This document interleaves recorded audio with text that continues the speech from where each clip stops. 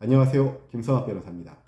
저는 제주 부동산 변호사로서 수많은 부동산 사건의 변론을 성공적으로 수행해왔으며 현재 다수의 부동산 사건을 수임하여 변론하고 있습니다. 부동산을 소유하다 보면 내 토지 일부가 도로로 사용되고 있음에도 불구하고 정당한 보상이나 사용료를 지급받지 못하는 경우가 종종 있습니다. 특히 제주 지역은 지형 특성상 그리고 개발 과정상 사도와 공도의 경계가 불분명한 경우가 많아 이로 인한 도로 부당이득금 소송이 자주 발생합니다.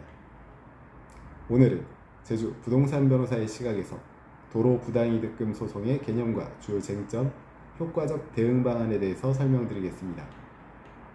도로 부당이득금 소송이란 개인이 소유한 토지를 국가나 지자체 또는 제3자가 도로로 무단 점유, 사용함으로써 그 사용으로 인한 이익을 부당하게 얻었다고 보고 그 이익의 반환을 청구하는 소송을 말합니다.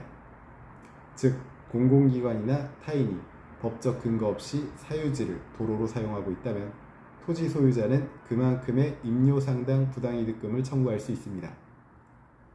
이 소송은 공익사업 손실보상 청구와는 다르며 공익사업으로 인한 정식 수용 절차가 없거나 사도로 지정된 부분에 대한 비공식 점유가 문제될 때 주로 제기됩니다.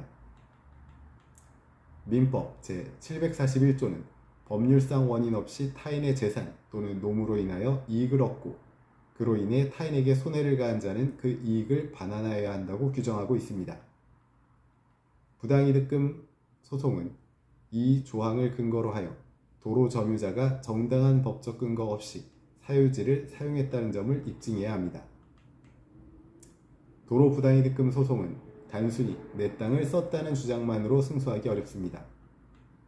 우선 도로를 실제로 점유 관리하는 주체가 누구인지 명확히 해야 합니다. 국가나 지방자치단체가 관리하는 공도인지 인근 주민들이 공동으로 사용하는 사도인지에 따라 청구 상대방이 달라지게 됩니다. 다음으로 점유가 정당한 법적 근거에 의한 것인지가 가장 중요한 쟁점이 됩니다. 토지가 도로로 사용되기 전에 토지 소유자가 무상 사용을 허락한 경우, 그리고 이미 도로로 편입되어 수용보상금이 지급된 경우, 도로 개설 당시 공익사업 인가나 행정 절차를 거친 경우 이와 같은 사정이 존재한다면 부당이득금 청구는 인정되지 않습니다. 따라서 소송 전에 반드시 법적 원인의 존재 여부를 확인해야 합니다. 부당이득금은 토지를 점유한 기간 동안의 임료상당액으로 계산됩니다. 다만 도로의 폭과 점유 면적, 점유 기간, 해당 토지의 이용 가능성, 도로의 성격 등을 종합적으로 고려하여 금액이 결정되게 됩니다. 이때 감정 절차를 통해 부당이득금 산정이 이루어지므로 정확한 감정평가 대응이 매우 중요합니다.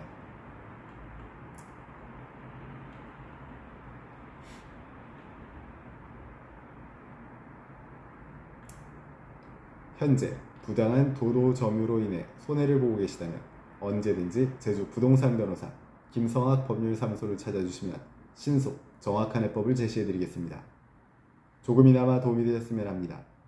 여러분의 권리를 지키고 언제나 신속하고 정확한 해법을 제시해드리는 김성학 변호사입니다. 감사합니다.